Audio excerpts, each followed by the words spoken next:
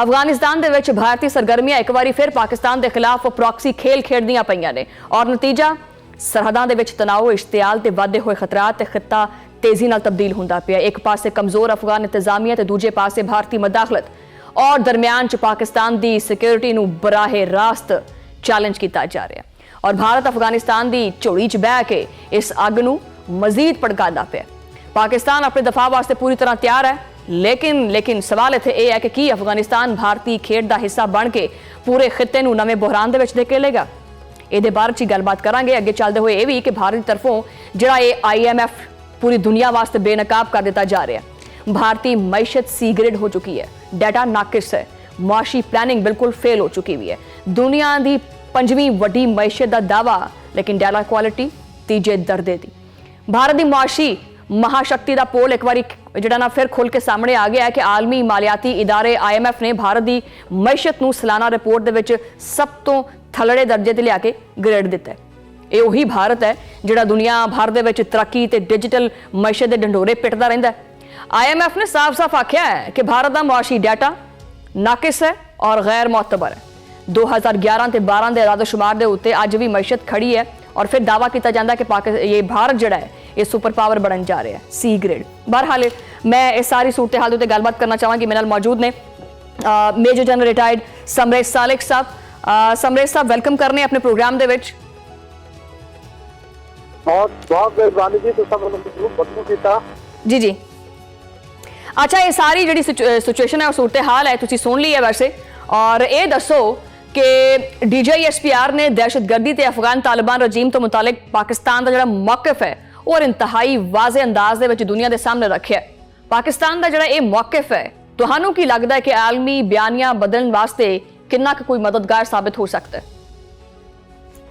बहुत मेहरबानी। देखो असा ये देखना है कि मई 2025 जिस वक्त असा इंडिया नूं ठीक ठाक उन्होंने बहुत बुरी शिकस्त दी उस तो बाद इंडिया जो तिलमिला रहा है कि उन्होंने कोई मौका मिले कि पाकिस्तान का नुकसान करे। सानू सारिਆਂ ਨੂੰ नजर आ गया कि इंडिया जी रवायती जंग है वो मुकाबला पाकिस्तान करने के काबिल नहीं रहा। लेकिन जी गैर रवायती जंग है टेररिज्म और प्रॉक्सी उन्होंने जो बढ़ावा देगा वही वो कर रहा है।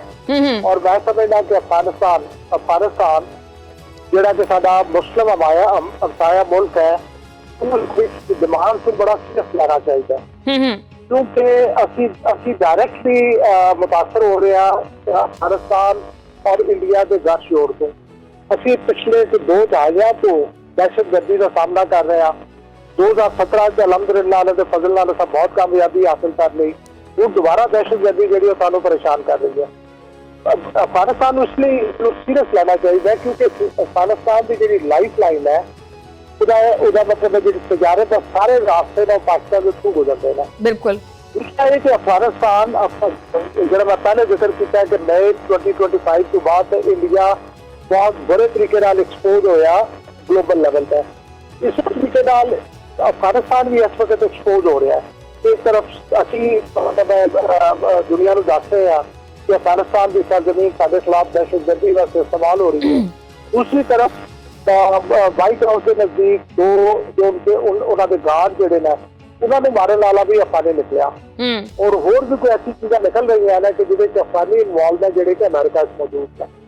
तो बजाय इससे कि दोबारा जंग जी है और अफगानिस्तान के सिर के उत्ते आ जाए जी जाहिर लग रही है अफगानिस्तान को अपनी जिम्मेदारियां समझना चाहिए और जोड़ा हमसाए ने जिन्हें वास्ते बहुत ज्यादा कुर्बानी दी है जी जर्मन डिमांड है उन्होंने पूरा करना चाहिए।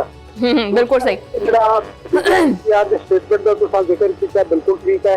पाकिस्तान ने जी स्ट्रैटेजी इंप्लॉय की है जी हिकमत अमली इंप्लॉय अफगानिस्तान के खिलाफ उसकी वजह तो दहशतगर्दी के वाकयात काफ़ी हद तक कमी आई है और मैं उम्मीद करना उन्होंने मतलब असल आएगी जो कुछ होया इसकी वजह तो और वो सारे दुश्मनों नाल मिल के उस नहीं दसणगे जिन्हें उन्होंने वास्ते बहुत ज्यादा कुर्बानियां दी। बिल्कुल सही। अच्छा मेजर जनरल साहब ये भी दस्सियो कि अफगानिस्तान की तरफों ना कोई बॉर्डर मैनेजमेंट सिस्टम जो ना है ना कोई उत्थे मुकम्मल इंतजामी खला है।